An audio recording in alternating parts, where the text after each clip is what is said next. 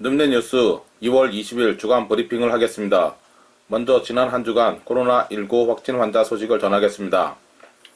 코로나19 확진 환자 수를 보면 광명시 639명, 부천시 1804명, 시흥시 641명, 안산시 1206명, 종로구 573명입니다.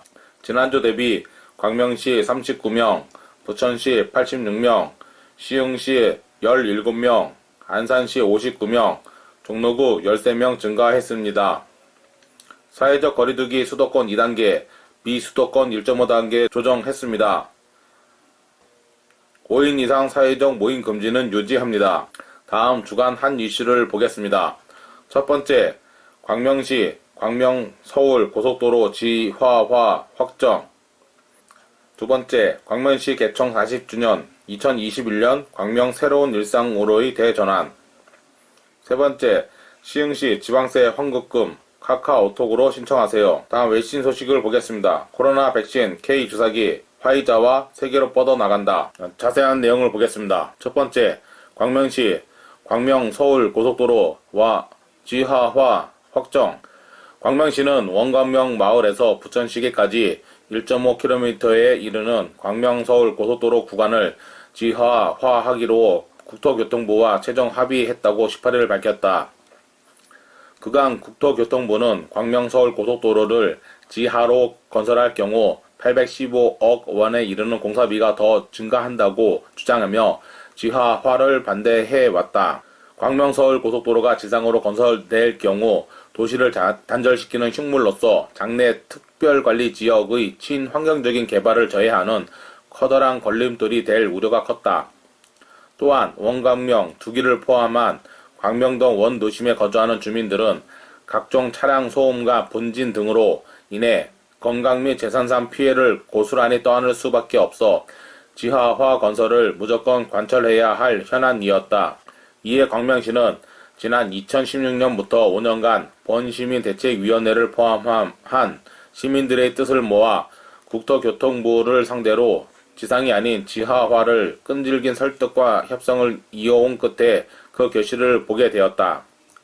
협상 과정에서 이모경 양기대 국회의원은 국토부 정책결정자 및 실무자와의 여러 차례 면담을 통하여 지하화 건설의 명분과 당위성을 설득하는 등 정책 합의를 이끄는 데 중요한 역할을 했다.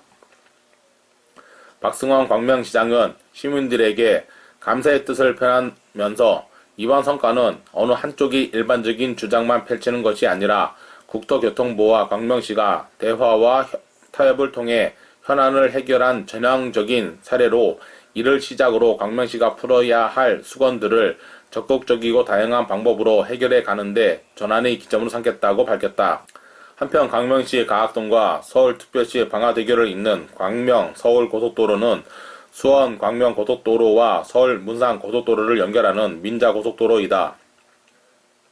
2024년에 고속도로가 개통되면 광명에서 개성과 평양을 가장 빠르게 연결하여 남북 경역 활성화의 기폭제가 되고 광명시는 남북평화철도의 출발역인 KTX 광명역과 함께 남북 통일 시대를 여는 중추적 거점 도시로 발돋움할 것으로 기대하고 있다. 다음 두 번째, 광명시 개청 40주년 2021년 광명 새로운 일상으로의 대전환.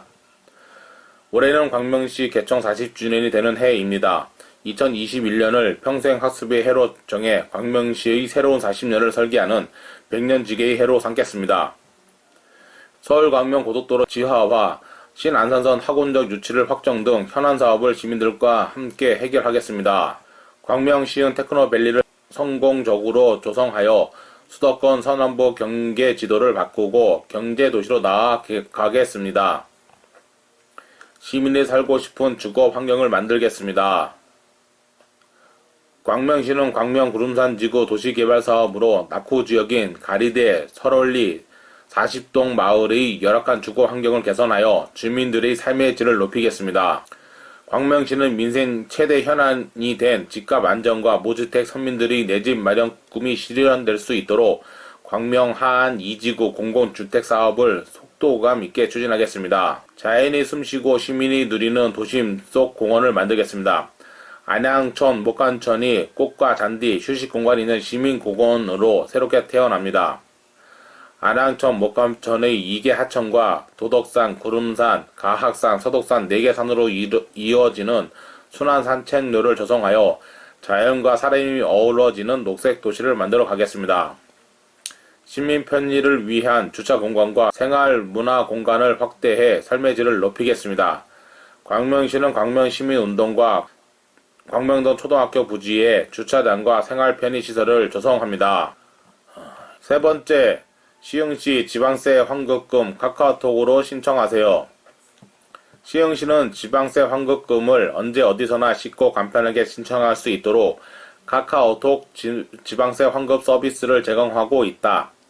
이용 방법은 카카오톡에서 시흥시 지방세 환급 검색 후 3단원 채팅을 통해 성명, 생년월일, 환급받을 계좌번호, 연락처를 입력해 신청하면 된다.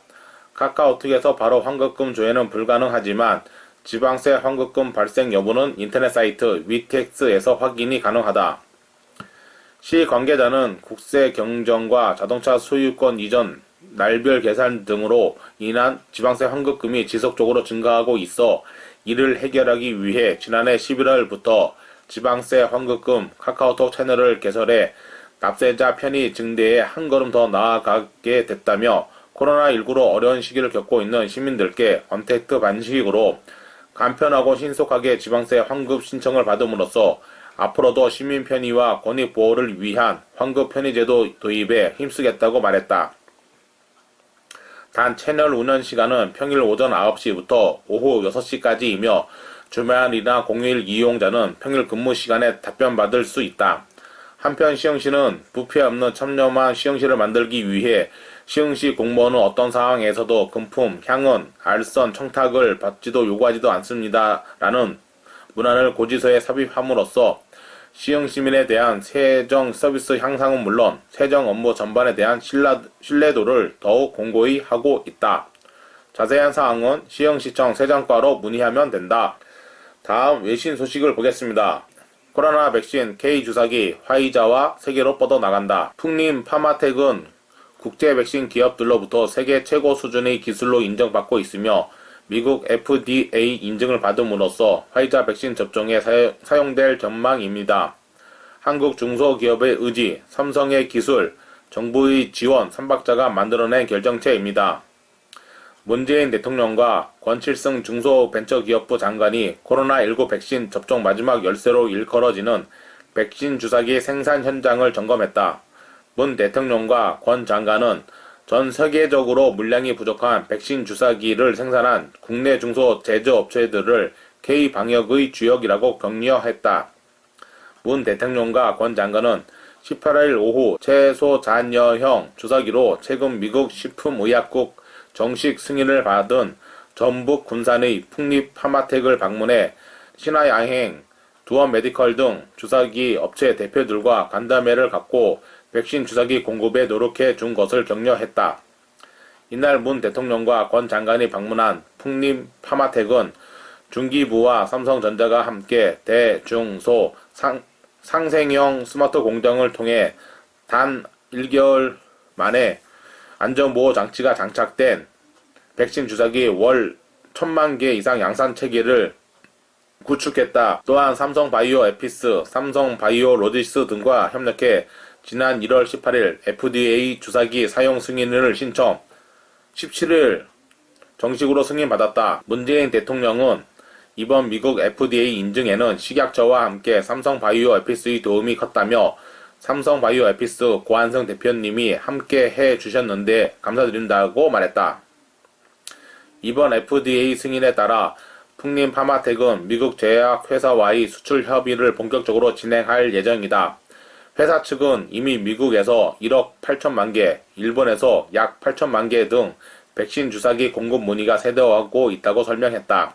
현재 건립 중인 제3공장에도 월 1000만 개 이상의 백신 주사기 스마트 공장 생산 체계를 추가로 구축해 월 2000만 개 이상의 세계 최대 규모의 백신 주사기 공급 체계를 갖출 계획이다.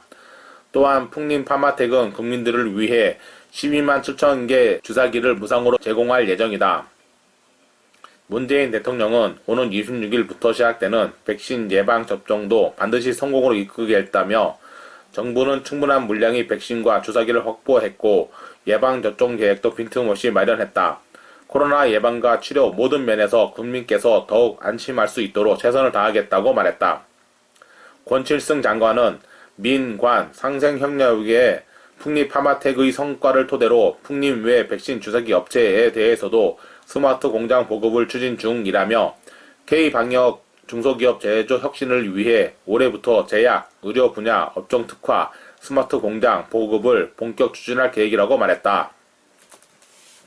이상 늠내뉴스 주간 브리핑을 마치겠습니다. 감사합니다.